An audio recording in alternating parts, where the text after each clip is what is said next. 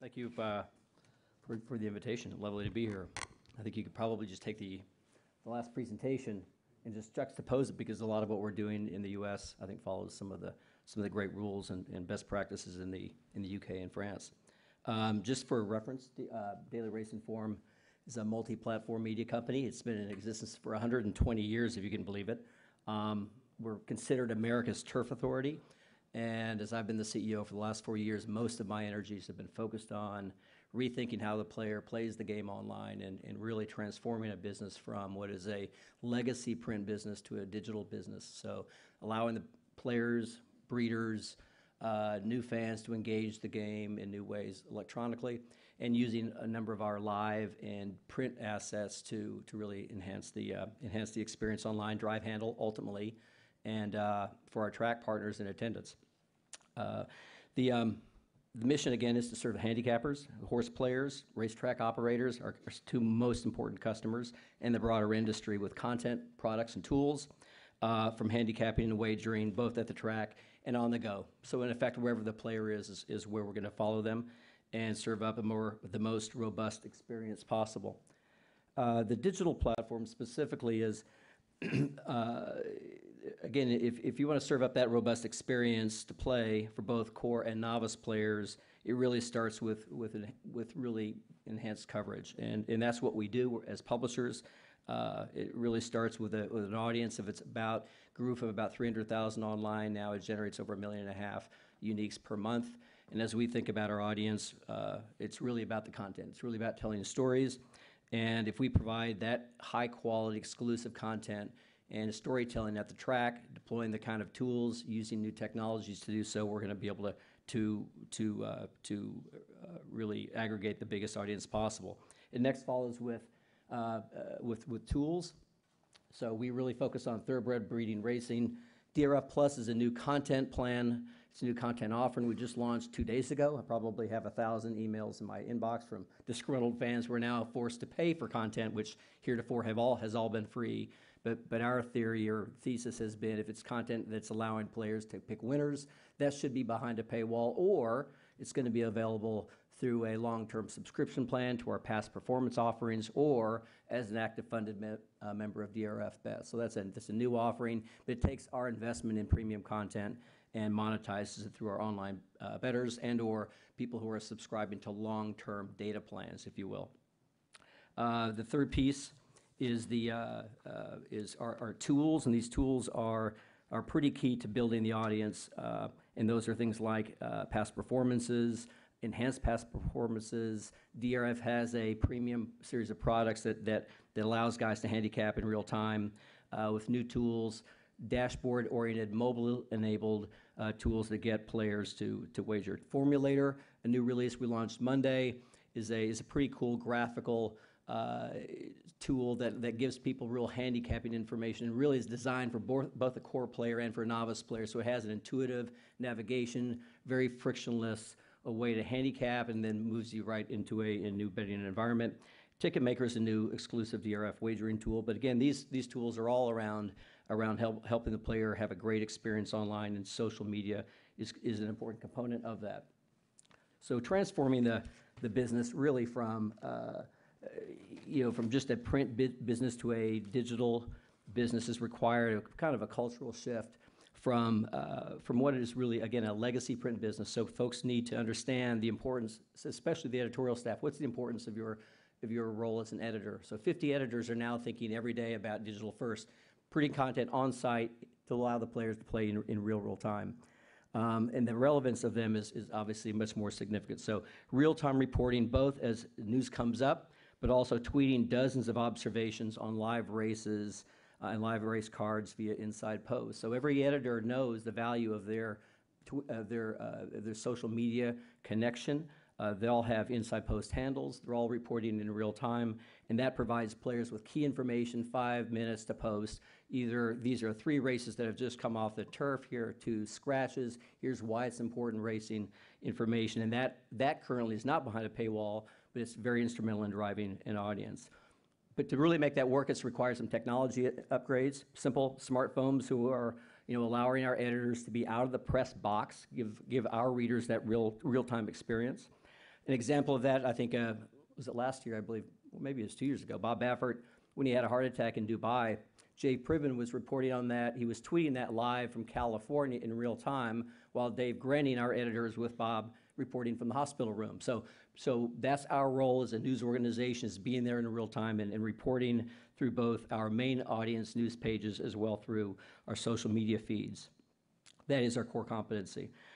In terms of the workflow, the people have understood and have to understand that getting the content out, again, to players in real time is our value proposition, and it's what DRF needs to do to really be able to monetize these guys. So from a social media standpoint, we're combining real-time video and photography that transports a player online, and giving people a sense of an online experience, a real-time experience rather, is really critical. And I think Julian and Olivier summed it up earlier. The live experience is key. In terms of bringing this live experience, this new technology we onboarded this year, it's called Scribble, based in Canada. It's one that created DRF Live, and that aggregates social media and live racing coverage, live streams that puts the players at trackside. We introduced it at Kentucky Derby, brought it, enhanced it more at Preakness, but it combines Twitter, race handicapping, articles and features in real time, photography and video, chat. But in fact, a editor at trackside can search social networks for related content to actually pull in. So he's pulling from Twitter, say hashtag Preakness, or from Instagram, uploading this public content, which again, photos and video, to make it part of the daily racing forum story. So they're all understanding the importance of of really expanding their search for content to imbue their own reporting, and our readers are responding well to it. So from a workflow standpoint, DRF Lives moves enhanced content from an editor's smartphone to the event live at drf.com, which appears on the website or on their tablet. Putting the social, I think as Jason referenced earlier, we're challenging this theory that horse players are cave dwellers that love to handicap, they love to bet in isolation. And we know that horse players are very excited and thrilled to share their experience, their strategies. They like to beat their chests when they win. And we know that that's very much a part of our online gaming experience. So here you see live streaming. This happens to be last year's Breeders' Cup, running alongside our pop-up box, allowing our fans to connect and to socialize, talk with our editors, our experts. They sign in and chat with content live. And they're doing, again, this with DRF.com's editors. So engaging fans beyond DRF's editorial and programming efforts, promotions, we're finding a lot of success in finding new fans online, doing so with social promotions. Our Facebook audience has grown about 3x in the last 24 months. Here you see a Kentucky Derby in the back. This happens to be a very simple photo gallery on Facebook, encouraging fans to like and share their particular picks, and it obviously is driving a significant number of fans to our main coverage. You also see, I think there's a Triple Crown event from last year with I'll Have Another, creating a social event around that event just for people to root for their favorite horse to win, et cetera. And lastly, we believe that competition is a framework for community. We've just acquired a site called publichandicapper.com, which is a social media site that highlights weekly tournaments. It basically administers and runs the tournaments. It's got a featured leaderboard. Players work very, very hard to move up in that ladder where their profiles are posted. From this point, we're also the key sponsor and partner of the NHC, the National Handicapping Championship. So we know that tournament players have a visceral interest to socialize in their own connections online. So we're moving much more deeply into the tournament space. Social media is a key driver of that. So under this DRF umbrella, our handicappers are going to curate events, provide live coverage, and these contest tools, which we believe, again, will tap into the growing demand of online tournaments. Social media is a key component to that. Thanks very much.